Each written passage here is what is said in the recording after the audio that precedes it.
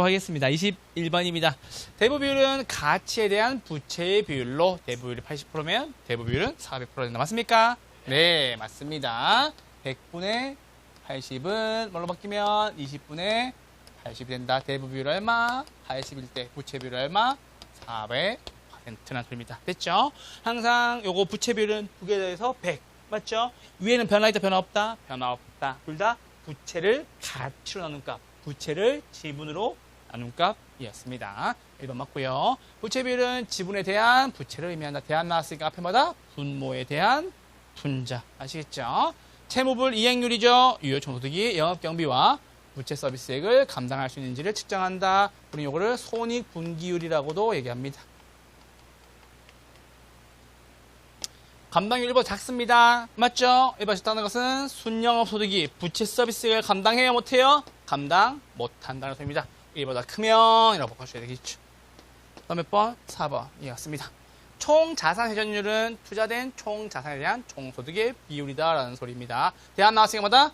투자액이 밑에, 위에 뭐다? 소득이 위에. 맞죠? 뭐의 역수? 소득 승수의 역수.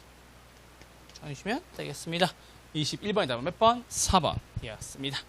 22번. 개인적으로는 한 번쯤 물어봤으면 좋겠다라고 생각하는 문제인데 아직까지는 나온 적이 없었어요. 우리 감정평가에서는 계속 나오는 경우가 있고 not yet. 뭘로 물어봤냐면 원리금 상환액 곱하기 연금의 현가에서 잔액기간을 물어봤었어요. 푸는 법이 두 가지잖아요. 자, 이쪽 오세요. 잔액 구하는 공식, 잔금 구하는 공식, 그게 두 가지예요. 첫 번째는 원리금 주면서 원리금 상환액 주면서 곱하기 연금의 평가계수의 잔여기간. 이거 항상 뭐다? 경과기간으로 해서 틀린 사람 항상 많아요. 근데 두 번째 케이스 뭐다? 대출금 곱하기 잔금 비율로 구하는 거. 잔금 비율은 교수님 어떻게 구해요? 라고 물어봤을 때 연금의 평가의 잔여기간을 연금의 평가의 전체 기간으로 나누어라 라는 거. 아시겠죠? 이거 틀리면 안 돼요. 대신에 문제 쉬웠죠? 1억 5천이죠? 얼마? 2번 케이스예요. 1억 5천 곱하기 전체가 얼마예요? 150분의 왜? 상환 주기가 30년이니까 몇 년 지났다? 10년 지났다. 몇 년 남았다? 20년 남았다. 이거 체크하면 큰일 납니다. 아시겠죠? 다 2번 찍으시면 조심하셔야 돼요. 얼마 분의? 150분의 얼마? 100 하시면 되겠죠. 약분의 구할 필요 없죠? 숫자 쉽게 만들어놨습니다. 답은 몇 번? 1억이었습니다. 답은 몇 번? 4번이었습니다. 2번 찍으신 분들은 정말 조심하셔야 돼요. 경과된 거 아니다라는 거. 됐죠? 지나고 뭐다? 남은 기간. 아시겠죠? 이거 끊임없이 틀리신 분은 이거 쓰세요. 그냥 남은 기간이요. 남은 기간. 이게 쉽다고 얘기했죠, 여러분. 교수님 남은 기간이 좀 더 쉽지 않나요? 남은 기간을 쓰셔도 됩니다. 아시겠죠? 남은 기간. 22번에다 몇 번? 4번이었습니다. 23번입니다. 수량가가 0보다 크거나 지수가 1보다 큰 경우는 투자는 채택이 맞습니까? 네. 부의 극대화 측면에서는 수년제 가치법을 효율성을 판단하는 측면에서는 지수를 이용한다. 맞습니까? 네. 내부 수익률법에서는 내부 수익률과 요구 수익률을 비교하여 투자 여부를 결정하는데 뭐가 커야? 내부 수익률이 커야 투자를 결정하겠죠. 배타적 투자하는 경우에는 수량가와 내부 수익률이 서로 상반된 경우를 나타낼 경우 무엇이다? 수량가법이 우월한 투자 대상이며 투자 판단의 준거로서도 선호된다. 부의 극대화도 가능하고 맞죠? 가치 합산의 원리도 가능하다라는 거. 수량가법에서는 할인율로 뭐다? 요구 수익률을 사용하고 내부 수익률에서는 뭐다? 내부 수익률을 사용한다. 다음 몇 번? 5번이었습니다.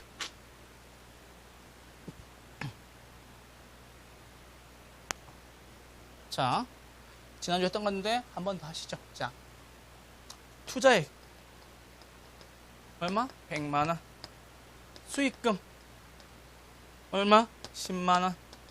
수익률 몇 프로? 10%. 됐죠? 자, 여기 A 투자입니다. 자, B 투자. 투자액 100만원. 수익금 6만원. 수익률 얼마? 6%. 됐죠? 내부 수익률 이거 얘기하는 거예요. 맞죠? 이것도 더 해볼게요. LB 다음 얼마예요? 투자액이 200만원이죠. 수익금 얼마예요? 16만원이죠. 같이 합산이 되려면 얘도 더해서 맞아야 돼요. 16%가. 16%예요? 8%예요? 8%에서 내부 수익이 안 된다고. 됐죠? 얼마? 내부 수익률은 같이 합산이 안 된다. 근데 뭐는 된다? 수년가는 된다. 됐죠? C 나와도 돼요? 돼요. 다 돼요. 그러니까는 경우의 수가 많아지면 많아질수록 같이 합산의 원리는 내부 수익률은 박살나는 거고요. 수년가는 아무리 많은 것을 더해도 더한 것을 빼는 거니까는 다 된다라는 말씀을 드리는 겁니다. 아시겠죠? 23번 다음 몇 번? 5번이었습니다. 자, 24번입니다. 자,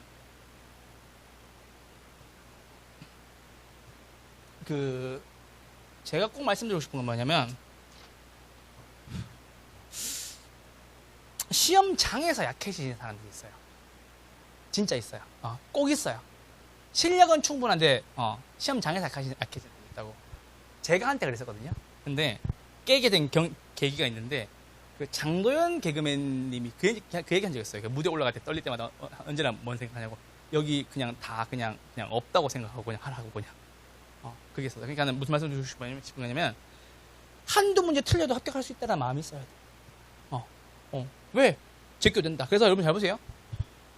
자, 100점 만점 만들려고 하면은 죽어도 깨어도 안 돼요, 이거.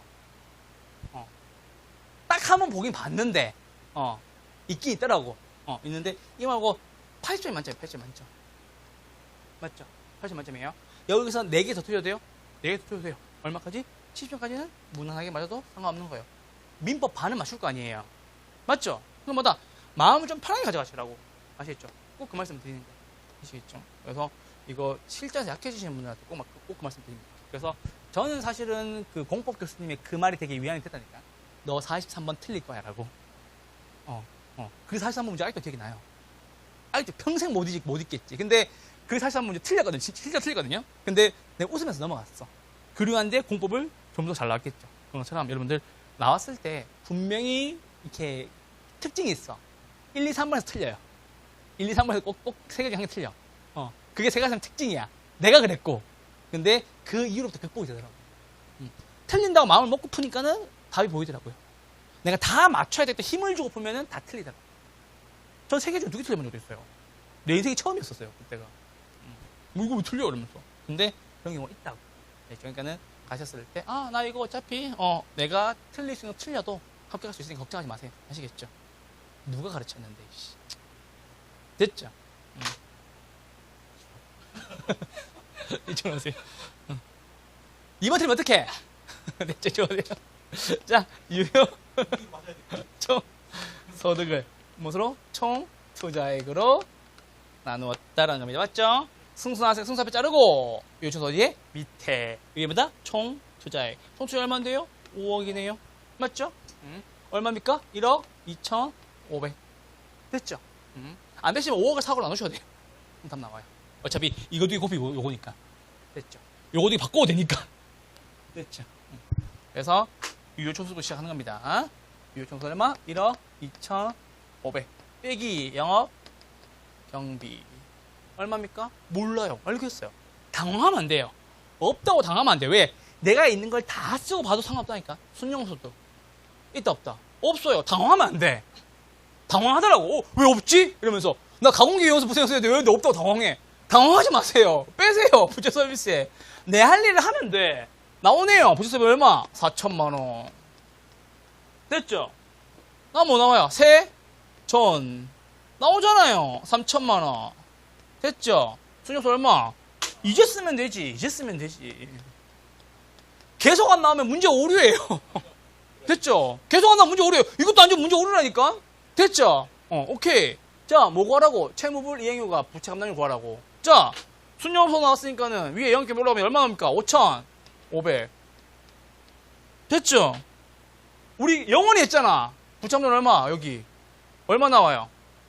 7천 나누기 4천 얼마 나옵니까? 7천 나누기 4천 얼마? 1.75 됐죠? 1.75 됐죠? 뭐다? 영업경비와 부채 서비스 협을 맞죠? 얼마? 9,500만원 나누기 얼마? 1억 2,500만원 됐죠? 얼마 나옵니까? 0.76 나옵니까? 맞습니까? 네 맞죠? 9,500 나누기 1억 2,500 얼마? 0.76이었습니다. 다음 몇 번? 3번. 이런 문제들 보통 그냥 이렇게 평범하신 분들은 그냥 넘어가 버린다고. 안 풀고. 왜? 어머, 계산 문제네? 라고 넘어가 버린다고. 그리고 어떨 때 또 당황하느냐. 쓰다가 자기가 원하는 게 없어가지고 겁을 먹어요, 갑자기. 더 겁을 먹고, 썼는데 없네? 교수님 없잖아요. 그래서 써주면은, 이거예요. 이렇게 하는 경우가 있다고. 그래서 위아래로 둘 다 볼 줄 아셔야 됩니다. 아시겠죠? 이제는 저한테 배웠으면 안 틀렸다고 생각합니다. 답은 3번이었습니다. 25번입니다. 지분금융은 모두 몇 개인가? 라고 나왔습니다. 자, 잠깐만. 제가 그 문제를 늘 말씀을 드리지만, 금융론은 문제 난이도에 대한 편차가 굉장히 큰 파트예요. 이번에도 그랬죠. 이번 모의고사 보니까는 금융론에서 나왔던 문제 중에서 우리가 아예 못 봤던 지문이 한두 문제씩 보였어요. 그래서 금융론 같은 경우에는 아예 작정하고 틀리라고 낸 문제이기 때문에 넘어가셔야 돼요. 아시겠죠? 근데 이 문제 넘어가면 안 돼요. 아시겠죠? 넘어가면 안 되는 문제 좀 짚어볼게요. 자, 찾아볼게요. 후순위대출, 지분, 부채, 매자인 중에 뭐다? 매. 됐죠? 자산유동화 기여보험 처음 보네요. 뭐다? 부. 맞죠? 부채금융. 됐죠? 부동투자회사. 지. 분금융. 신탁금융. 부채금융. 조인트벤처. 지. 분금융. 주택상환사채. 부채금융. 됐죠? 사채 붙였지만 부채금융이죠? 신디케이트. 지. 분금융. 저당담보채권. 부채금융. 처음 보네요. 사채 붙으니까 매. 회사채. 부. 됐죠? 지분금융을 골라라 라고 나왔습니다. 몇 가지? 하나, 둘, 셋. 몇 가지? 세 개였습니다. 다음 몇 번? 2번이었습니다. 됐죠? 큰일 납니다. 자, 지분금융입니다. 내 거 팔아서 돈 마련합니다. 5가지마다 신, 조, 리, 증, 펀. 됐죠? 나머지 다 부채금융이고요. 매자인 금융입니다. 뭐가 있었죠? 신, 전, 교, 후, 우. 잠시만요. 이것 좀 마무리 지을게요. 우선주를, 이거를 상환 우선주로 써주세요. 제가 이거 괄호에 썼었는데, 그냥 상환 우선주로 쓰는 게 맞는 것 같아요. 상환 우선주 확정해주세요. 이게, 찾아보니까는 굳이 구분할 필요는 없다고 나오는데, 문제에서 나온다면 논란이 될 수 있을 것 같아요. 근데 상환 우선주로 쓰는 게 맞는 것 같아요. 이거 하나만 수정할게요. 신주, 인수권부, 사채, 전환, 사채. 나중에 보통으로 바꿔주죠. 교환, 사채. 얘는 그냥 바꿀 수도 있고, 후순위, 대출. 5가지. 그래서 나머지 다마다 부채금융이 된다라는 거. 요 문제 틀리면 안 됩니다. 25번 막 이렇게 막 3개였는데 막 이거 막 바뀌어가지고 맞춘 분도 있어요. 막 이거 바뀌었는데 막 맞고 말하는 분 있어요. 그럼 조심하셔야 돼요. 아시겠죠?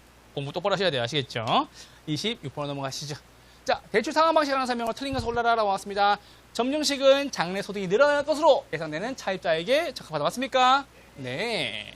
원리금 균등 상황의 경우 매기 상환하는 이자익이 감소하는 반면 나온 순간 끝났죠? 원금 균등은 증가한다. 원금 균등도 감소한다. 자, 원금 균등이죠? 위에마다 원금, 밑에마다 이자. 원리금 균등이죠? 위에마다 원금, 밑에마다 이자. 됐죠? 자, 따라오세요. 초기부터 어디까지? 말기까지. 세로 초기마다 상, 환, 액이다. 맞죠? 원금 균등은 원금이 일정하고, 맞죠? 원리금 균등은 원리금이 일정하다라는 소리. 절반 지나면 50%를 상환하고 3분의 2가 지나야 50%가 상환이 가능하다. 됐죠? 따라오고 있죠? 자, 원금 균등 계산 문제는 처음에 뭐 구하고 시작해야 돼요? 원금 구하고 시작해야 되죠? 맞죠? 상환 기간에다가 대출액을 나눠서 구하고. 맞죠? 이자는 어떻게 구했어요? 이자는 그치? 대출액 원금에다가 빼기 상환 원금 곱하기 얼마? 회차 마이너스 1. 됐죠? 오케이? 전체 값을 무엇으로? 이자액으로 곱해서 구한다라서 이자율이라고 할게요. 됐죠? 대출액 빼기 상환원금 곱하기 회차 마이너스 1의 전체 값을 구하고 난 뒤에 뭐 곱한다? 이자율 곱한다. 1회차 이자는요. 융자 원금 대출 곱하기 이자율이었다. 그건 공통점이 알고 계셔야 돼요. 아시겠죠? 그래서 원금 균등 상환 방식은 뭐다? 이자액이 회차가 많이 나와도 문제를 쉽게 풀 수가 있다는 소리. 이게 16회차 왜? 15 맞추려고. 9회차 8 맞추려고.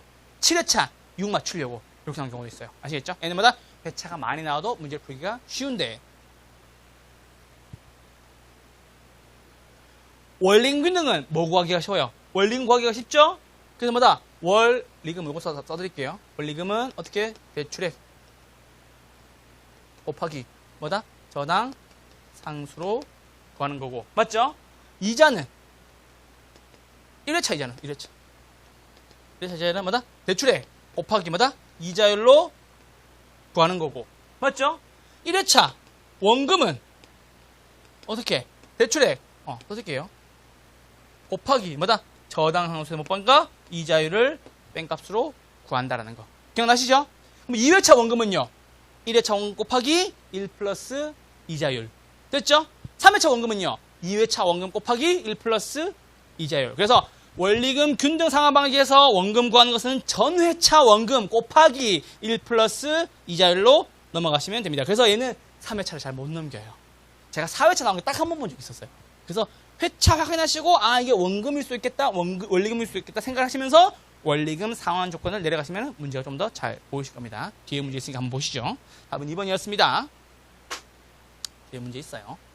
대출기간 만료 시 총 원리금 상환액은 뭐다? 기간이 길수록 많이 내는 거죠. 맞죠? 원금, 원리금, 체증식 중에서 뭐가? 체증식이 가장 크다라는 거. 만기일시 나오면은 만기일시가 가장 길죠? 맞죠? 그래서 가장 많이 낸다. 원리금 균등은 뭐다? 원금이 점차 증가한다. 맞죠? 원금이 점차 증가한다. 원금 균등 상환 방식의 경우 원리금 상환액이 초기의 원리금 상환액이 뭐다? 원리금 균등 상환 방식보다 크다. 처음부터 돈 팍팍팍 많이 갚는 거 누구라고? 원금 균등이라고. 아시겠죠? 그 말씀을 드립니다. 자, 26번의 답은 2번이었습니다. 자, 27번으로 넘어오시죠.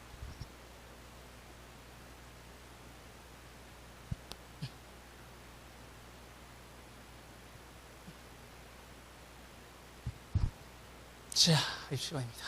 A는 주택 구입을 위해서 연초에 얼마? 6억을 대출받았다라고 나왔습니다. 맞죠? 금리와 16회차에 상환할 원리금을 구해라. 회차가 크죠? 원금 균등 상환 방식이 굉장히 높습니다. 왜?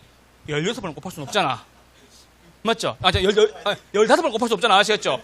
그럼 뭐다? 원금 곱하기 1 플러스 이자율 1 플러스 이거 15번 할 수 없잖아. 맞죠? 그런 생노가단 안 시킨다고. 생노가 시키면 죽여버려요. 16회차. 됐죠? 자, 아셔세요. 원리금 상환 조건마다 원금 균등 상환 방식. 그런데 잠깐만.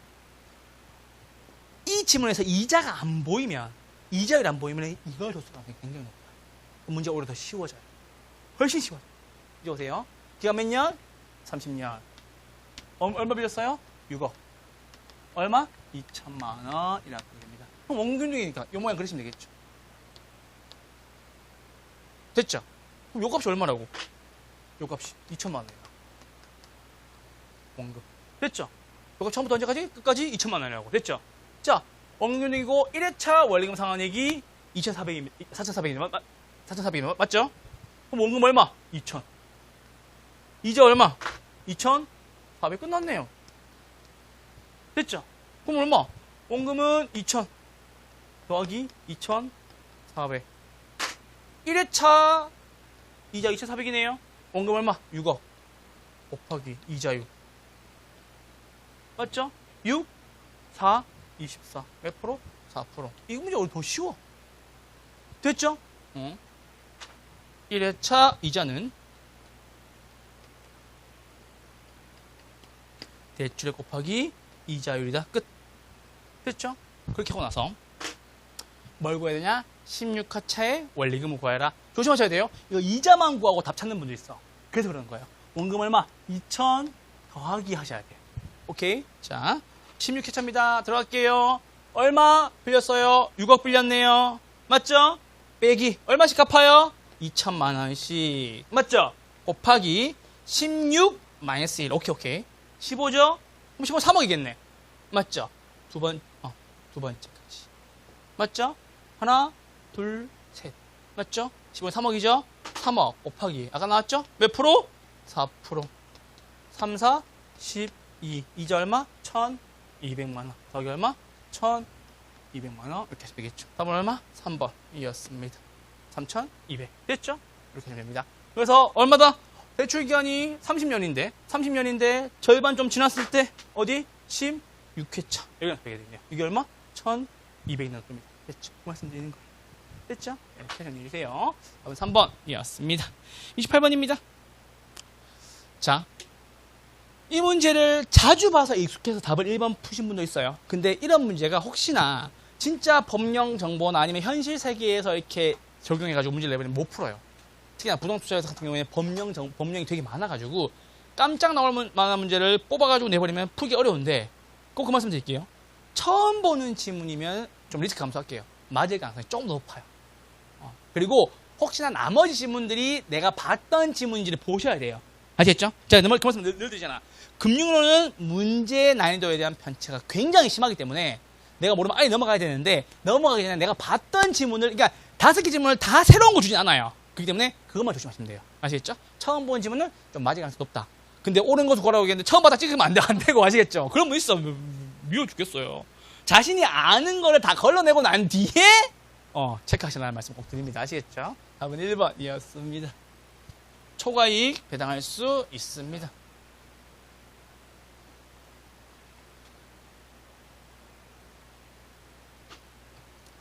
할 수 있다. 다음 몇 번? 1번이었습니다. 자, 자기관리 100분의 50 이상을 주주에게 배당해야 되면 이익준비금을 적립할 수 있다. 여기 계속 바뀐 거예요. 90에서 50으로 발기 설립으로 해야 되고, 뭐다? 이익과 매매 차익을 향유하며 투자금 손실이 발생한다. 위탁관리회사는 자신의 투자 운영 업무를 누구에게? 위차상관리회사에게 위탁하여야 한다. 28번 다음 몇 번? 1번이었습니다. 29번입니다. 답이 손들고 있죠, 지금? 답이 손들고 있죠? 비비 나왔는데 투자 나오면 돼요, 안 돼요? 안 된다. 이거 안 된다고 얘기하니까 그냥 이거 2번 아무 상관없이 있는데 조심하셔야 될 게 뭐냐면 이렇게 나와요. 발행자가 투자자에게 지급하여야 된다. 이것도 맞죠? 그거 조심하시라고. 맞죠? 책임자가 누군데? 발행자니까는 채무불이행이 발생하면 발행자가 투자자에게 원리금을 지급하여야 된다. 이거 맞는 지문이라고. 이거 틀려오더라고. 투자 나오면 찍으세요. 다 찍더라고. 발행자 나왔잖아. 그럼 이거 봐야 될 거 아니에요. 됐죠? 그래서 이렇게 나와요. MBB의 경우 채무불이행이 발생하더라도 발행자를 안 쓰는 경우 있어. 투자자에게 원리금 지급액을 지급해야 된다. 맞습니까? 네, 맞다고요. 왜? 책임자는 발행자니까. 발행자를 숨기는 경우도 있고 내놓는 경우도 있고. 미치겠어요. 그래서 MBB의 경우 채무불이행이 발생하더라도 오케이? 원리금 지급액을 투자자에게 지급하여야 된다. 맞는 지문이에요? 네, 맞는 지문이에요. 됐죠? 제가 하나 주세요. 일단 답은 2번이었어요. 이전이니까 뭐다? 이전하지 않겠죠. 다 책임자가 발행자입니다. 환장하겠다 진짜. 자, 이제 오세요. 저당권 가져갑니다. 무슨 위험 떠안아야 돼요? 채무 불이행 위험. 맞죠? 요거 기억나시죠? 저당권 요거 두 개 있거든. 맞죠? 채무 불이행 위험. 맞죠? 자, 원리금 수취권 가져갑니다. 무슨 위험 떠안아야 돼요? 조기상한 위험 부담을 떠나야 되겠죠. 자, MP, TS는 다 투자자에게 이체하는 것이고, 맞죠? 두 번째, M, BB는 다 누가? 발행자가 가지고 있는 것이고, 됐죠? 그리고 MP, TB와 C, M, O는 저당권 누가? 발행자. 원리금 수권 누가? 투자자. 맞죠? 저발 몇 개? 1개, 2개. 됐죠? 기억나시죠? 그래서 MPTS는 본인이 돈 내고 본인이 다 권한 가지고 있으니까 콜방어도 안 되고 초과담보도 잡아주지 않고. 맞죠? 쥐가 돈 내고 쥐가 권한 다 가져가는데 담보를 왜 잡아줘요? 맞죠? MPB는 돈 낸 주체와 권한을 가진 주체가 다르죠? 그래서 발행자가 누구한테? 투자자한테 초과담보도 잡아주고. 돈 갚을게요 라고 오면은 뭐라고 얘기해요? 발행자한테 가거라 하시면 되겠죠. 그래서 뭐다? 콜방어도 가능하고 초과담보도 잡아줘야 됩니다. 됐죠? MPTV 같은 경우에는 콜방어가 원래는 불가능한데 맞죠? CMO 같은 경우에는 장기인 경우에는 가능할 수 있죠? 장기인 경우에는 가능할 수도 있다라는 거. 초과담보는 뭐라고? 중간 정도로 잡아준다라는 소리입니다. 이게 콜방어 초과담보였습니다. 따라오시면 됩니다. 다 했었어요. 그리고 끝까지 봐야 될 자료가 두 가지가 있는데 첫 번째는 우리 왜 오렌지문 얘기했었잖아요. 그거랑 아시겠죠? 그리고 160선 풀었던 거, 특강 풀었던 거, 그리고 100제까지. 그래서 문제는 다 보셔야 되고 그리고 한 가지만 더 추가한다면 특강 때 우리 들었던 그 자료 있잖아요. 제가 그거 다른 데서는 그거 교재로 파는 건데 그거 정리 되게 잘 돼 있어요. 그거 꼼꼼하게 정리하시면 이런 내용 대부분 다 나와 있습니다. 안 나와 있는 게 거의 없을 거예요. 그래서 말씀드립니다. 원래 안 그래도 그 부교를 쓰는데 추가할 내용이 딱히 없어가지고 개정된 것만 추가하고 나머지 것들 다 넘겼는데 그거 보시고 대부분 다 한 70점, 75점 맞으시더라고요. 그래서 거기만 보시면 됩니다. 자, 29번에 몇 번? 2번이었습니다. 자, MBS입니다. 이건 뭐 유동화 전문회사 등이 양수하여 이를 기초로 발행한다라는 소리입니다. 아시겠죠? 모기지, backed securities입니다. 됐죠? MPTS는 발행 기간이 원리금주권과 주택자산증권에 대한 지분권을 모두 누구에게? 투자자에게 이전한다. MPTS. 다계층 채권은 저당 채권 발행액을 몇 개의 계층으로 나눈 후 각 계층마다 상이한 서로 다른 이자율이에요. 이거 동일한 이자율 나오더라고. 미치겠어요. 서로 다른 이자율을 적용하고 원금이 지급되는 순서를 다르게 정할 수 있다라는 소리입니다. 요거 기억나시면 되겠죠? CMO가 우리나라에서 제일 많이 쓰기 때문에 이게 시험 자주 나와요. 보통 5개 쪼갰는데 요거 기억나시죠? 1년에 3%, 2년에 5%, 3년에 7%, 4년에 5%, 뭐 10년에 10% 이렇게 해서 맞죠? 로 쪼개서 이자율도 다르고 만기도 다르게 해서 내가 만약에 가장 장기인 10년짜리 가지고 있으면은 갚으러 왔어요. 누구한테 가라? 짧은 쪽에 가라 라고 해서 콜방어도 가능하다라는 것까지 체크하시면 되겠습니다. 29번이 몇 번? 2번이었습니다. 30번입니다. 자, 개발 방식에 관한 설명으로 틀린 것을 골라라 라고 왔습니다. 신탁이죠? 믿고 맡기는 거네요. 누구 명의? 신탁회사 명의. 부동 소유자가 소유권을 신탁회사에 이전하고 신탁회사로부터 수익증권을 교부받아서 수익증을 담보로 금융기관에서 대출을 받는 방식을 뭐라고 해야 된다? 신탁금융이라고 한다. 아시겠죠? 토지는 토지신탁, 부동산 나오면 신탁금융. 아시겠죠? 이거 하나 잘 봐주세요. 됐죠? 잘 봐줘. 분명히 얘기했어요.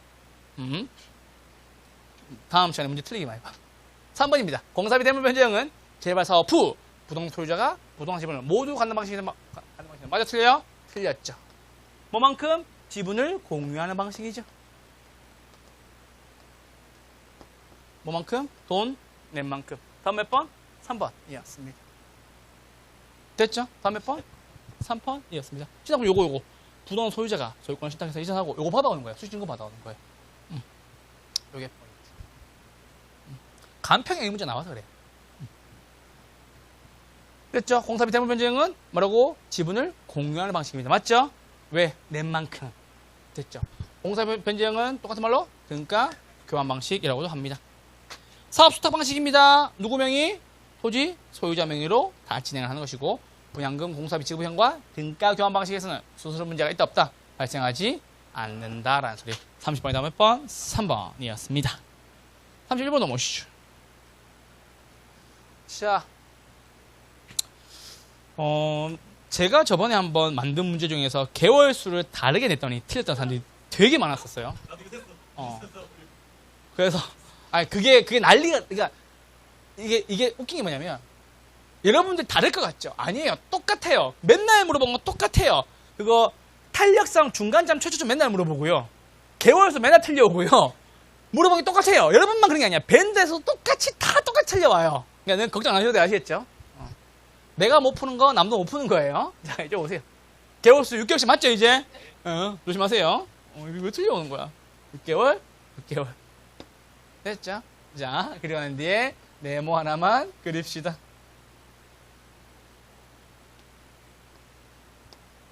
요거만 그리시면 되죠? 맞죠? 총 매출액. 손익분기점 매출액.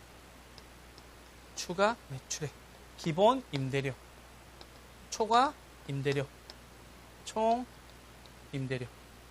됐죠? 한번 읽어봅시다. 자, 손익분기점 이하이면 기본 임대료만 지급하고, 손익분기점 매출 초과면 초과 매출에 대한 일정 임대료를 적용하였다. 일정 임대료 얼마? 5%. 됐죠? 이렇게 되겠습니다. 자, 이내면 일단 기본 임대료 얼마? 매월 3만원. 얼만데요? 100제곱미터. 곱하기 얼마? 100이니까. 기본 임대료 얼마예요? 300만원이 되겠죠? 됐어요? 손익분기점 매출 얼마? 1000만원. 1월부터 6월까지는 곱하기 100이니까 얼마 나와요? 800만원. 손익 넘었어요? 못 넘었어요? 못 넘었죠? 그러면은 앞에 6개월은 뭐만 내요? 기본만 내네요. 맞죠? 1월부터 6월까지는 얼마? 기본 임대료 300만원 곱하기 6개월 하시면 됩니다. 됐죠? 반면에 7월부터 12월까지는 어머나! 얘는 돈 좀 버네요? 찍어보고 느꼈어요. 7월부터 12월까지 뭐가 장사 잘 될까 생각해보니까는 이렇게 그런 거 있잖아요. 이렇게 막 이렇게 뭐냐 빙과류 이런 거 팥빙수집 하나? 이러면서 이렇게 앞에 장사 안 되잖아. 그러니까 7, 8 요즘에 온난화가 심하니까 9월가 덥잖아요. 그러니까 7, 8, 9월까지 이렇게 팥빙수 파는 그런 생각했었어요. 저는 겨울에 도 좋아하거든요. 목이 아파가지고 먹으면 좋더라고요. 됐죠? 그래서 얼마? 7월부터 12월까지. 맞죠? 요건 얼마? 1,500이 됩니다. 맞죠? 그래서 1000만원까지는 뭐만 내고 기본이 됩니다. 그래서 얼마? 300만원 곱하기 얼마? 6개월 해야 되는데 맞죠? 얼마 더 번다? 500만 더 벌죠? 맞죠? 500에 대한 몇 프로? 5%. 맞죠? 500에 대한 얼마? 5% 해주시면 되겠죠? 곱하기 몇 개월? 6개월 이렇게 해주시면 됩니다. 됐죠? 이렇게 하나 정리해 주시면은 답 얼마 나옵니까? 1800 더하기 1800 더하기 얼마? 아 이거 50이죠 50 500, 25죠 25 25 곱하기 얼마? 6개월 얼마 나옵니까? 150 아닙니까? 150 맞죠? 3600에서 150이니까 얼마? 3750 다음 몇 번? 3번 이렇게 풀어주시면 됩니다. 아시겠죠? 접으세요. 자, 문제 형태 두 가지예요. 요 표로 푸는 문제가 있어요. 요 표로 푸는 문제는 굳이 개월수가 안 나눠져 있어요. 오케이? 근데 개월수가 나눠져 있다. 문제가 더 쉬워요. 왜? 옆에 쓰면 돼요. 그냥 옆에서 하나씩. 요거 쓰고 요거 쓰고. 그래서 요 문제 더 쉽다고. 그래서 원래의 원칙은 이렇게 문제를 푸는 거예요. 총 매출이 얼마다라고 주고 나눠서 푸는 거. 요 문제인데 개월수 나눠져 있다. 문제가 더 쉬워요. 왜? 개월수를 나눔으로 해서 정보를 더 줘야 되거든. 근데 그 정보 더 준 정보가 오히려 더 치명적인 거죠.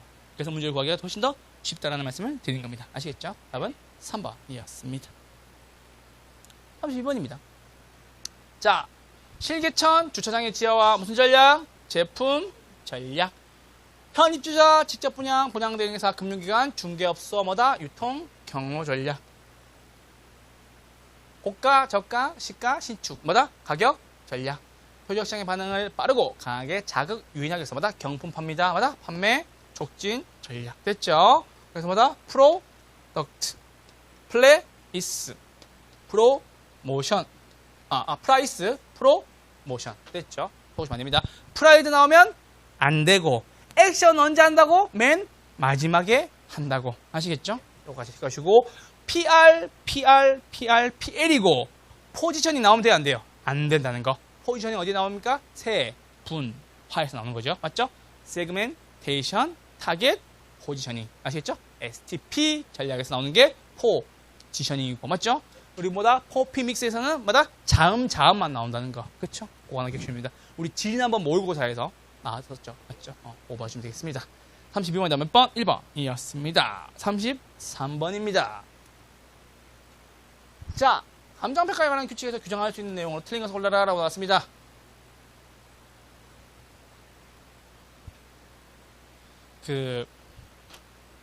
만약에 교수님 학개론에서 가장 중요한 파트를 골랐으면 좋겠습니다 라고 했을 때 답을 하면은 저는 감정평가가 되게 중요하다고 생각합니다.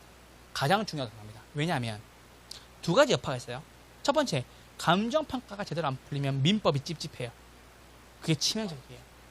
그게 정말 치명적이에요. 사실 총론은 못 풀면 나 몰라라고 넘어갈 수 있겠지만 이게 뒤로 가면 갈수록 못 푼 문제가 이렇게 생각이 나면서 저거 마음이 쫓기거든. 그래서 감정평가를 제대로 공부 안 하면 점수가 안 나올 뿐더러 마음도 조급하고 민법가 생각이 나요. 민법 한 52번 풀고 있는데 갑자기 37번이 다 그거였는데 이렇게 난다고. 내가 그거 못 풀고 넘어온 거야. 그럼 마음이 어때요? 조급하다고. 그러니까는 감정평가를 오히려 그냥 깔끔하게 딱 마무리 짓고 나면은 사실은 7번은 잘 생각이 안 나. 맞죠? 11번 생각이 안 나. 근데 52번 푸는데 꼭 38번 생각이 나. 그런 경우 있잖아. 맞죠? 그래서 감정평가를 좀 잘 정리해 주시면 좋겠어요. 아시죠? 꼭 그 말씀드립니다. 자, 가볍게 할게요. 5조 무슨 가치? 시장가치, 기준원칙. 시장가치가 뭔데요?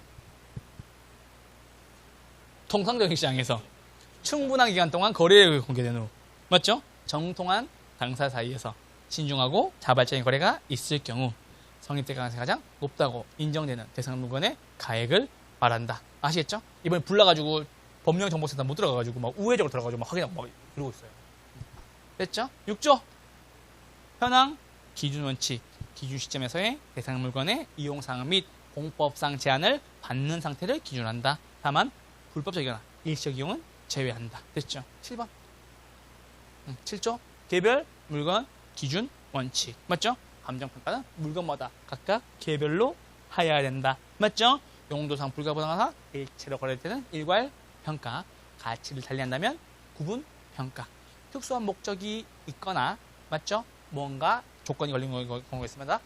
부분 평가. 일부분에 대해서 부분 평가. 보상 평가 방금 말씀드렸죠? 이게 7조였고요. 8조 순서 감정평가의 절차, 기처대, 자자감감. 됐죠? 9조 기본 요소항의 확정. 맞죠? 의대, 감기, 자수. 10조 대상 물건의 확인, 실질조사 하여야 된다. 다만 객관적이거나 신뢰할 수 있는 자료가 있는 경우에는 실질조사 아니할 수 있다. 11조 감정평가 방식 3가지. 원가 방식, 비교 방식, 수입 방식. 12조 감정평가의 선정 및 시상가액의 조정. 시상가액의 조정은 짝꿍 찾아서 계산하는 문제. 맞죠? 원가 방식은 조성 비용. 맞죠? 수익 방식은 임대료. 그리고 비교 방식은 거래 사례, 시장성. 3가지 짚어주시면 되겠습니다. 13조는 감정평가서 작성해서 우리가 할 거 아니에요. 14조부터 어디까지 물건별 감정평가 방법이라서 원가법 쓰는 거 건건 항선소. 맞죠? 기계나 기구류 추가되었고요. 거래사례비교법 일산 과자성. 일괄 평가하는 거 3가지. 토지와 건물. 이제 할 때 됐어. 산지와 임모, 건물 부분과 대지 사용권. 그렇죠? 산림, 과수원, 자동차, 동산이었습니다. 맞죠? 효용 가치가 없는 경우에는 해체 처분가액. 맞죠? 건설 기계나 자동차, 항공기, 선박 등을 이야기하는 겁니다. 그러니까 기구류들이 가치가 없으면 해체 처분가액으로 한다는 소리. 맞죠? 그 말씀드립니다. 그리고 25조 소음이나 진동 등이 생겼을 때는 원상 회복 비용 고려할 때 전에 걸로 고려하여라라는 거. 아시겠죠? 나중에 또 보여드릴 겁니다. 자, 봅시다. 33번입니다. 감정평가는 대상 물건마다 개별로 해야 된다. 맞습니까? 네. 둘 이상의 물건이 일체로 거래되거나 상호간에 용도상 불가분할 때는 무슨 평가? 일괄하여 평가해라. 같이 살 때는 구분평가. 맞죠? 일부분에 대해서는 부분평가. 됐죠? 5번, 답은 5번입니다. 실질조사를 하여 대상 물건을 확인하여야 된다. 다만 일정한 경우로서 실질조사를 하지 아니하고도 객관적이고 신뢰할 수 있는 자료를 충분히 확보할 수 있는 경우에는 실질조사를 아니할 수 있다. 단 몇 번? 5번이었습니다. 여기 감정평가 하나 있죠? 10조입니다. 10조. 됐죠? 자, 그래서 1조 없어요. 8조가 기초되죠. 이 기가 구조고요. 이 대상 물건의 확인이 10조입니다. 아시겠죠? 그래서 깔 필요가 없는 거. 됐죠? 33번 몇 번? 5번이었습니다. 34번입니다. 자, 제조다 원가 중에서 대체 원가를 제조다 원가로 산정할 경우 맞죠? 우리 이거 오래된 아파트 제조다 원가 산정할 때 기능적 감가는 미리 알고 했기 때문에 또 한다, 또 안 한다, 또 하지 않는다. 기능적 감가는 행하지 않는다. 이미 했으니까. 너네 아파트 지하 주차장 없는 거 알고 있다? 라는 거 아시겠죠? 오케이? 너네 아파트 복도식 아파트인 거 알고 있다? 라는 거 됐죠? 이미 알고 있으니까 기능적 감가는 행하지 않는다. 내가 한 거지만은 뭘로 처리한다? 남한테 맡긴 걸로 처리한다. 제조원가는 대상 물건의 일반적인 방법으로 생산하거나 취득하는 데 드는 비용으로 하되 제세 공과금 같은 부대 비용도 뭐라고? 포함한다. 다 더하는 거예요. 아시겠죠? 오히려 계산 문제가 편해 막 이렇게 얘기하지 말고 아시겠죠? 다 더한다. 됐죠? 틀린 사람인데 얘기하지 않을 거예요. 직접법, 간접법을 같이 쓸 수도 있다. 제조원가란 대상 물건 어디? 기준 시점에서의. 다음 몇 번? 5번이었습니다. 34번 답은 5번이었습니다. 36번 넘어오시죠. 자, 이걸로 14조부터 24조까지 끝내는 거예요. 자, 건건, 항, 선, 소. 원가법 맞습니까? 네. 기계나 기구로는요? 원가법. 틀렸죠? 집합 건물의 소유 및 관리하는 법령에 따라서 구분 소유권의 대상에 마다 건물 부분과 대지 사용권을 뭐 할 때는 일괄하여 평가할 때는 뭐 쓰라고? 거래사례 비교법. 맞습니까? 네. 요거 조심. 선박을 감정평가할 때는 선체, 기관, 의장별로 이거 점치가 되네. 선체, 기관, 의장별로 구분하여 감정평가하되 각각의 거래사례법을 비교해야 된다. 맞습니까? 아니요. 무슨 법? 원가법. 맞죠? 건건, 항선소의 선이었습니다. 맞죠? 효용 가치가 없다면 해체 처분가액. 됐죠? 선박이니까.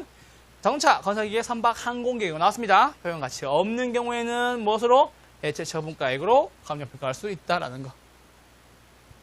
비상채권, 기업 가치의 주된 감정평가 방법으로 수익 반환법이다. 조심. 이거 수익 분석법 조심하세요. 영업권, 특허권, 시정시장권, 상표권, 디자인권, 저작권, 공장재단, 광업재단, 전용축산이용권을 수익하는 법을 이용해야 된다. 이거 다 갖고 온 거예요. 일부러. 상장채권 및 상장 주식의 주된 감정평가 방법보다 거래사례 비교법입니다. 옳은 것은 몇 개? 네 개였습니다. 됐죠? 맞고 틀리고, 맞고 틀리고, 맞고 틀리고, 맞고 틀리고. 아시겠죠? 일부러 이렇게 한 겁니다. 됐죠? 자, 다음 6번입니다. 다음 자를 활용하여 거래사례 비교법으로 산정한 대상 소지의 시상가액을 골라라 라고 나왔습니다. 자, 거래사례 비교법이죠? 자, 잠깐만. 토지인데 거래사례 비교법이에요. 인근에 적정한 실거래가가 있다는 거겠죠. 거래사례 비교니까 사정 보정도 있어야 되겠죠. 거기가 체크하시고 문제 보시죠. 자, 용도지역 어디? 3종 1번 주거지역. 면적 어디? 100제곱미터. 못 빠졌네. 됐죠? 자, 어디? 3종 1번 주거지역. 얼마? 150. 거래가격 얼마? 7억 5천. 맞죠? 7억 5천. 곱하기. 뭐라고? 토지라고, 토지. 맞죠? 얼마? 70%. 이게 뭔데요? 가격, 구성 비율. 맞죠? 토지 조심. 됐죠? 곱하기 면적 얼마? 150분의 얼마? 100. 여기까지. 요거 두 개 함정이었습니다. 되셨나요? 우리 조심하는 거 4개 있었죠? 처음에 뭐다? 면적 비교하는 거. 두 번째, 지역 요인 체크하는 거. 세 번째, 기호 나왔을 때 기호 구분하는 거. 마지막 뭐다? 가격, 구성 비율까지. 아시겠죠? 토지가 얼마? 70%. 그게 뭐다? 면적까지. 두 개 다 함정 피했어요. 사전 개입 있다 없다? 없다. 오케이. 지가 변동은 요게 시점 수정이죠? 무슨 지역? 주거지역. 상업지역? X. 상승이네요. 1.02. 됐죠? 지역요인은 인근 지역에 위치하면 이게 신뢰할 수 있다는 소리입니다. 아시겠죠? 8% 우세네요. 얼마? 곱하기 1.08. 맞나요? 이거 얼마 나와요? 38,800, 38,556만 원 이렇게 나옵니다. 됐죠? 해볼게요. 7억 5천 곱하기 70% 곱하기 100 나누기 150.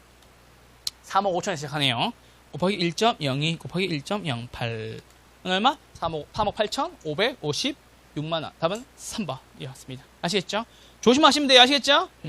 조심해서 몇 가지? 4가지. 면적, 그렇죠? 그리고 지역, 그리고 가격 구성 비율, 그리고 뭐다? 기호 일반이 복잡하는 거. 아시겠죠? 요거 4개만 조심해 주세요. 오케이? 상승이나 우세나 증액이면 더해서 곱하고 퍼센트 맞죠? 하락이나 열세나 감액이면 빼서 곱하는 거. 아시겠죠? 원래 아마 감액이 나올 수도 있을 것 같다는 생각은 들어요. 감정평가 자꾸 물어보더라고. 감액으로 자꾸 물어보더라고. 막 30% 감액함, 50% 감액함 이렇게. 그 밖에 요인에서 한 번씩 나오더라고. 좀 조심하셔야 됩니다. 아시겠죠? 아무 생각 없이 읽으면 증액 올린다니까. 제가 그 문제만 뽑아서 풀다가 한번 실수한 적이 있어가지고. 말씀드리는 겁니다. 됐죠? 30번 다음 몇 번? 3번. 였습니다. 문제 대충 보면 큰일 납니다. 자, 37번입니다. 시상가액의 조정에 관한 설명을 틀린 것을 골라라라고 나왔습니다. 자, 이거 12조에 대한 설명입니다.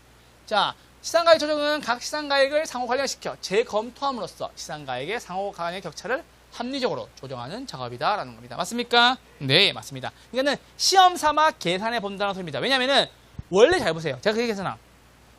시상가액 조정에서는 공시지가 기준법과 그 밖의 비교 방식을 같은 것으로 봅니까? 다른 것으로 봅니까? 다른 것으로 보죠. 다시 물어볼게요. 여러분 만약에 땅을 보상하는데 공시지가로 보상해준다. 땅 팔아요, 안 팔아요? 안 팔겠죠. 그럼 얘기해야 되겠죠. 나는 공시지가 아니라 인근 지역에 그 외의 지역이니까 5년 이내에 적정한 실거래가가 있으므로 토지임에도 불구하고 거래사례 비교법으로 매매하도록 하겠습니다. 할 수 있겠죠. 그럼 뭐다? 공시지가 기준법도 조금 쓰고 거래사례 비교법도 조금 쓰고 그래서 뭐다? 한 가지만 쓰는 것이 적절하지 않다고 할 때는 뭐다? 적절히 병용하여 쓸 수 있다는 거 아시겠죠? 말씀드립니다. 자, 감정평가에 관한 규정에서는 시상가액 조정에 대해서 규정하고 있죠. 다음 몇 번? 2번이었습니다. 몇 조? 12조. 이게 최유효 유형이 나온 적이 있어서 그래요.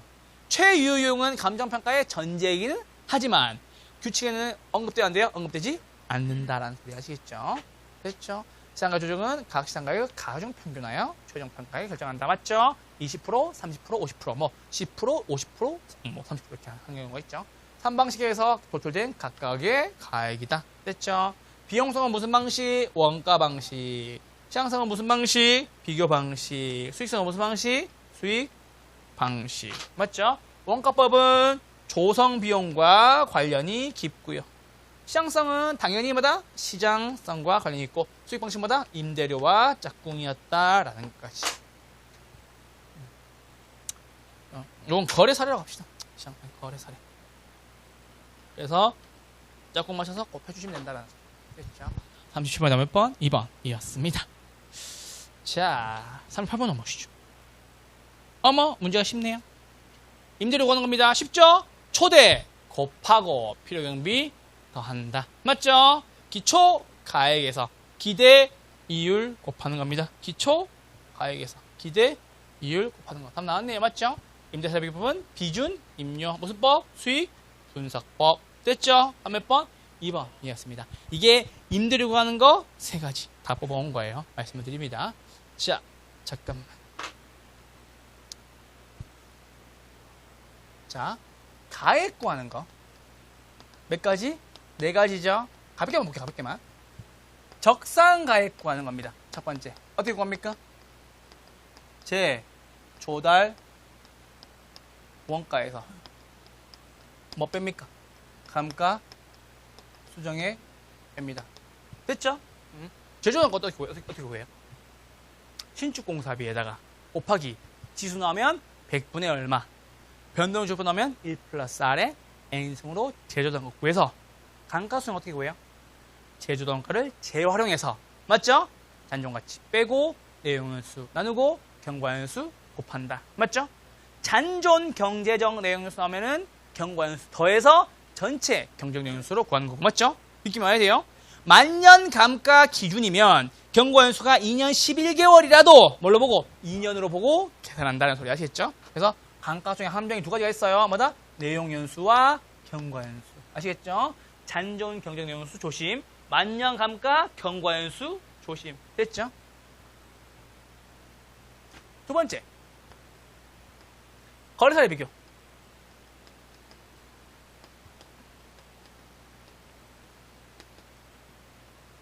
거래사례 곱하기 뭐였죠?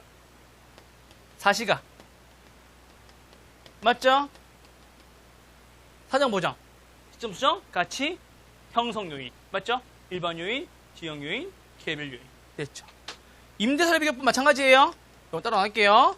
임대사례가 역시 마찬가지 됐죠? 나누고 공시지가 기준법 요건 하셔야 되겠죠? 공시지가는 뭐다? 기준법이에요. 옛날에 비교법 써가지고 욕을 오지게 먹었는데 시험에 나왔죠? 공시지가 기준이니까는 뭐가 없다? 사정보정 없다. 맞죠? 비교표준지 공시지가에서 맞죠? 무슨 계급? BCG 계급 됐죠? 시점 수정 바로 나와야 되겠죠? 뭐다? 지역 요인, 개별 요인, 그 밖의 요인 아시겠죠? 정리하시면 되겠고 마지막 수익 가액 구하는 공식. 돌고 돌죠? 순영업소득을 환원이율로 나눈다. 됐죠? 요거도 바꿔도 됩니까? 네, 환원이율은 순영업소득이 수익가액. 수익가액이 다른 말로 하면 부동산의 가치 총 투자액이다라는 소리. 됐죠? 여기까지 정리해 주시면 되겠습니다. 자, 그럼 두 가지만 더. 환원이율 구할 때 부채 감당률법 어떻게 구하죠? 저부대. 저당산수 곱하기 부채 감당 곱하기 대부 비율. 맞죠?